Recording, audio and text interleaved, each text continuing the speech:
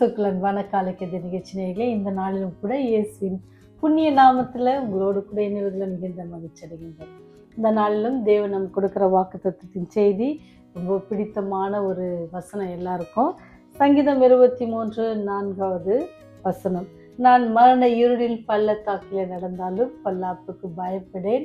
தேவரீர் நீர் என்னோடு கூட இருக்கிறீர், உமது கோலும் உமது தடியும் என்னை தேற்றும். ஆண்டவர் நம்மோடு கூட இருக்கிறார். அதனால் நமக்கு என்ன தேவையில்லை, பயம் வேண்டாம். ஒரு குட்டி கதை உங்களோடு கூட சொல்ல ஆசைப்படுறேன். என்ன அப்படின்னு சொன்னால், இரவு ஒரு 10 மணி இருக்கும். பீட்டர் என்ன செய்கிறாருன்னு சொன்னால், பேருந்துலேருந்து இறங்கி தன்னுடைய வீட்டுக்கு போகணும். ஆனால் வீட்டுக்கு போகணுன்னா ரொம்ப ஈஸியான ரூட் இல்லை, அங்கே பஸ் வசதி அதிகமான கிடையாது. அது நேரத்துக்கு வர பஸ் தான். ஆனால் அந்த ஒரு காடு மாதிரி ஒரு பகுதி இருக்கும், அதை தாண்டி தான் என்ன செய்யணும், அப்படி கிராமத்திற்கு போகணும். இது இரவு ஆனதுனால பீட்டருக்கு ரொம்ப பயமாயிடுச்சு. இது நான் எப்படி கடக்க போகிறேன் அப்படின்னு சொல்லி அவர் யோசித்த வண்ணமாக ஒரு குட்டி ஜெபம் பண்ணுறாரு. அப்போ அவர் போகும்பொழுது என்ன செய்கிறாங்கன்னு சொன்னால், காட்டுக்குள்ளே கொஞ்சம் தூரம் கடந்து காட்டுக்குள்ளே வந்தோடனே அந்த காட்டை பராமரிக்கிற அதிகாரிகள் இருப்பாங்களா, அவங்க சொல்கிறாங்க, தம்பி நேரம் அதிகமாகிடுச்சு, அதனால் நீ என்ன செய்ய முடியாது, ஃபர்தராக நீ உள்ளே போக முடியாது, இந்த இரவு நீர் எங்களோடு கூட தங்கிட்டு போ அப்படின்னு சொல்கிறாங்க. அப்போ அவன் சொல்கிறான், நான் கண்டிப்பாக போய் ஆகணும். நான் போகிறதே யாருக்காக தான், எங்கள் அம்மாவை பார்க்க போகிறேன். அவங்க ரொம்ப உடம்பு சரியில்லாமல் இருக்காங்க. நான் இங்கே என்னை பாதுகாப்பதற்கு வரல, நான் எங்கள் அம்மாவை பார்க்கணும் அப்படின்னு சொல்லிட்டு அவன் குட்டி ஜெபம் செய்கிறான். ஆண்டவரே, நீ தானே எல்லாத்தையும் சிருஷ்டித்தீங்க, சர்வத்தையும் சிருஷ்டித்த கர்த்தர் நீர், அதனால் எல்லாமே உம்முடைய கட்டுப்பாட்டுக்குள்ளே இருக்குது. என்னை எப்படியாச்சும் என்ன செய்யுங்க, இந்த காட்டிலேருந்து என்னை கூப்பிட்டு போய் அந்த பக்கம் விடுங்க, நான் எங்கள் அம்மாவை போய் பார்க்கணும் அப்படின்னு ஒரு ஜெபம் பண்ணணும். அப்படி ஜெபம் பண்ணி கண் விழிச்ச போது பார்த்தப்ப அவனுக்கு முன்னாக ரொம்ப வெளிச்சமாக தெரியுதான். அப்போ அவனுக்கு அந்த பாதையெல்லாம் ரொம்ப அழகாக தெரியுது. அவனை திரும்பி பார்க்கலாம், திரும்பி பார்த்தா இருட்டாக இருக்குது, ஆனால் ஃப்ரண்ட்டில் ரொம்ப வெளிச்சமாக இருக்குது. அவனுக்கு ரொம்ப ஆச்சரியம். ஆண்டவர் எப்படி என் ஜெபத்தை கேட்டார், என் பயத்தை நீக்கிட்டாரு அப்படின்னு சொல்லி சந்தோஷமாக என்ன செய்கிறான்னு சொன்னால், அந்த பாதையை கடந்து அவன் தன்னுடைய வீட்டுக்கு போகிறான். அவன் வீட்டை அடைந்து கதவை தட்டின போது அவங்க என்ன செய்கிறாங்க, அவங்க சிஸ்டர் வந்து ஓப்பன் பண்ணுறாங்க. அவங்களுக்கு ரொம்ப ஆச்சரியம், இந்த நைட்டில் நீ எப்படி வந்த, எப்படி இந்த காட்டுக்குள்ளே வந்த அப்படின்னு சொல்லும்போது அவள் சொன்னா, எனக்கு தெரியாது, எனக்கு முன்பதாக வெளிச்சம் வந்துச்சு, அவர் என்னோட கூட இருந்தார், சர்வத்தையும் சிருஷ்டித்தவர் என்னோட கூட இருந்ததுனால நான் தைரியமாக வந்தேன் அப்படின்ட்டு சொன்னாராம். அதனால தான் சங்கீதக்காரன் பாடுறாரு, நான் மரண இருளின் பள்ளத்தாக்கில் இருந்தால் நான் பொல்லாப்புக்கு பயப்பட ஏன் சொன்னான், ஆண்டவர் என்னோட கூட இருக்கிறார். எவ்வளோ ஒரு அரசன் பாடுகிற ஒரு பாடல், ஒரு மேய்ப்பன் பாடுகிற ஒரு பாடலை பாருங்கள். தேவன் என்னோட கூட இருக்கிறார், அதனால் என்ன இதில் நான் பயப்படேன் ஏன் சொன்னால், அவருடைய கோலும் அவருடைய தடியும் என்னை தேற்றும், அவர் எல்லா பாதுகாப்பையும் எனக்கு தர வல்லவராக இருக்கிறார். அது பெரிய துஷ்ட மிருகங்களானாலும் சரி, இயற்கையானாலும் சரி, இருளானாலும் சரி, எல்லாவற்றிலிருந்தும் அவர் என்னை காப்பாற்ற வல்லவராக இருக்கிறார். காட்டில் எதுவுமே எனக்கு தெரியலன்னா கூட ஆண்டவர் எனக்கு வெளிச்சமாக இருந்து என்ன செஞ்சார், எனக்கு செயல்பட்டார். அப்போ அவனுக்கு ரொம்ப ஆச்சரியமாக இருந்துச்சு. அவன் ஒரே வார்த்தை சொன்னான், எனக்கு என்ன நடந்துச்சு தெரியாது, ஆனால் எனக்கு யார் வந்தா, நான் ஜெபித்துட்டு வந்தேன், என் முன்பாக வெளிச்சம் என்னை வழிநடத்திருக்கு. காட்டில் எவ்வளோ பெரிய இரைச்சல் எல்லாம் இருந்துச்சு, ஆனால் அதெல்லாம் காதில் விழுந்தாலும் எனக்கு என்ன இருந்துச்சு, எனக்கு முன்பாக வெளிச்சம் உண்டானது. ஏன்னு சொன்னால், ஆண்டவர் சொன்னார்ல ஆதியில், வெளிச்சம் உண்டாகி கடவுள்னாரு, வெளிச்சம் உண்டாயிடுச்சு.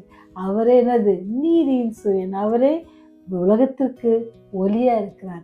நம்ம கேட்கும்போது, நமக்கு பாதை தெரியாமல் இருக்கும்போது, நம்முடைய பிரச்சனைகள் எப்படி போனோன்னு தெரியாது இருக்கும்போது அவர்கிட்ட நீங்கள் கேளுங்க. கேட்டால் அவர் உங்களுக்கு முன்பாக என்ன செய்வார், ஒளியை வீசுவார். அவர் உங்களுக்கு முன்பாக எப்படி போகணும்னு உங்களுக்கு சொல்லி கொடுப்பாங்க, என்ன முடிவெடுக்கணும்னு சொல்லி கொடுப்பாங்க. அப்பேற்பட்ட அந்த அன்பான தெய்வத்தை நீங்கள் என்ன செய்யுங்க, தொடர்ந்து பற்றி கொள்ளணும். நான் எல்லா சூழ்நிலையிலும் அவரை பற்றி கொள்வேன். எனக்கு இனிமேல் இந்த உலகத்தில் வாழ்வதற்கு பயம் இல்லை. ஏன்னு சொன்னால், எல்லாவற்றையும் அவர் பார்த்துக்கொள்ள, அவர் கோலும் அவர் தடியும் என்னை தேற்றும்.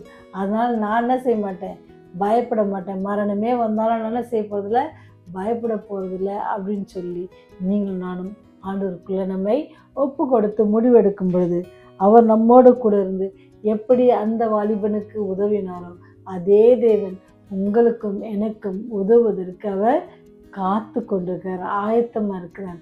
ஆனால் நீங்களும் நானும் எப்பேற்பட்ட ஆயத்தத்தோடு அவரை நோக்கி பார்க்கிறோம் அப்படின்றது ரொம்ப முக்கியமான ஒரு கதையாக இருக்கிறது, அல்லது நமக்கு ஒரு பாடமாக இருக்கிறது. நாம் வழிகாட்டியாக நடக்கும்படி நாம் ஜெபித்துட்டு செல்லும்போது அவரே என்னதான் வழிகாட்டியாக இருப்பார்.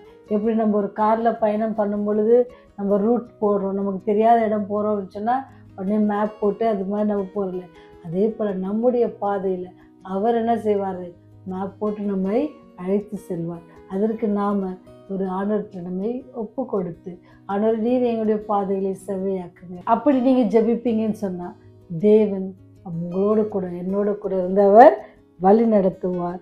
நம்ம பொல்லாப்புக்கு பயப்பட தேவையில்லை, அவர் நம்மோட கூட இருக்கிறார். அந்த பொல்லாப்புக்கு பயப்படாமல் அவரை பற்றி கொள்வோமா? ஜெபம் செய்வோம். நான் மரண இருளில் பள்ளத்தாக்கில் நடந்தாலும் பொல்லாப்புக்கு பயப்படேன் ஆண்டவரே. நீர் என்னோடு கூட இருப்பதற்காக உண்மை நன்றியோடு உண்மை துதிக்கிறேன், சோஸ்தரிக்கிறேன். உடைய அன்புக்காக உடைய தயவுக்காக உண்மை துதிக்கிறோம் ராஜா. நாங்கள் பாவிகள் ஆண்டவரே, ஆனாலும் எங்களுடைய பாவங்களை பாராதபடிக்கு, எங்களுடைய பாவத்துக்கேற்ற எங்கள் தண்டனை தராதபடிக்கு உங்களுடைய புதிய கிருபையினாலும் உங்களுடைய சுத்த கிருபையினாலும் உங்களுடைய இரக்கத்தினாலும் எங்களுடைய பாவங்களை மன்னித்து எங்களை ஆசீர்வதிப்பாக நன்றி செலுத்துகிறோம். வேலைக்காக காத்துக்கொண்ட பிள்ளைகளுக்காக செபிக்கிறோம். ஆண்டவருடைய வழிகளை நீங்கள் சபைப்படுத்துங்க, ஏற்பாடு செய்யுங்க ஆண்டவர். நல்ல பணிகளில் சேர்ந்து நல்ல சம்பளங்களை பெற்றுக்கொள்ள, அது குடும்பம் எல்லாத்துலையும் எந்த பிரச்சனையும் ஆதபடிக்கு இருக்க கிருபை செய்யுங்க. எங்களுடைய பாவங்கள், குற்றங்கள், குறைகள் எல்லாவற்றையும் ஒரு விசை கூட உடைய கருத்தை ஒப்பு கொடுக்கிறோம். தயவாய் மன்னித்து எங்களை வழிநடத்த வேண்டுமா? இயேசு வழியை ஜெபிக்கிறோம் நல்ல தகப்பனே, ஆமென்.